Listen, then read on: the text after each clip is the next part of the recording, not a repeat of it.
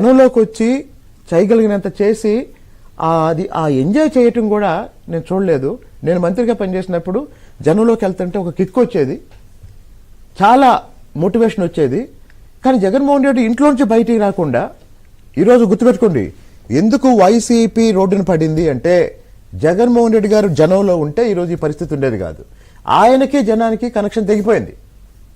ఎప్పుడైతే నాయకుడికి జనానికి కనెక్షన్ తెగిపోయిందో, ఎన్ని అబద్ధాలు చెప్పినా, ఎంత మీడియా మేనేజ్మెంట్ చేసినా, లేకపోతే ఎన్ని అడ్వర్టైజ్మెంట్స్ ఇచ్చినా, అల్టిమేట్ గా ఇంకో విషయం అండి, మనం ఏ పథకాలు అయితే కొంతమంది నాయకులు అనుకుంటారు నా అంత తేలివైనోడు లేడు, ఈ పథకం ప్రతిపక్షాలని ఓడిస్తుంది అనుకుంటాడు.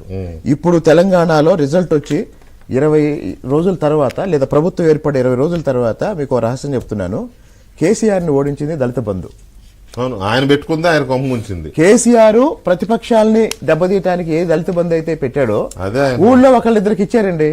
మిగతా వాళ్ళందరూ ఏమనుకున్నారంటే వాళ్ళు వేసుకుంటారులే బీఆర్ఎస్ కి, మనం కాంగ్రెస్ కి వేసుకుందాం అనుకుని కాంగ్రెస్ అదొకటి వచ్చింది. రేవంత్ రెడ్డి పెట్టిన మా కాంగ్రెస్ పార్టీ ఇచ్చిన ఇందిరమ్మ ఇల్లు ఓటాన్ని మాకేయండి, డబుల్ బెడ్రూమ్ ఇల్లు అన్ని కేసీఆర్ వేసుకోండి అంటే ఒక్క డబుల్ బెడ్రూమ్ ఇల్లు కూడా లేదు ఊర్లో. మరి ఏమవుతుంది, అది కూడా ఒకటి కొంచెం. కాబట్టి అంతిమంగా ఒకే మొక్క ఏంటంటేనండి, political administrative failure of Jaganmohan Reddy is going to see is political failure. Right. Dinakar గారు, ఈ మద్యం వెబ్సైట్ ఎందుకు మాయమైంది సడన్ గా?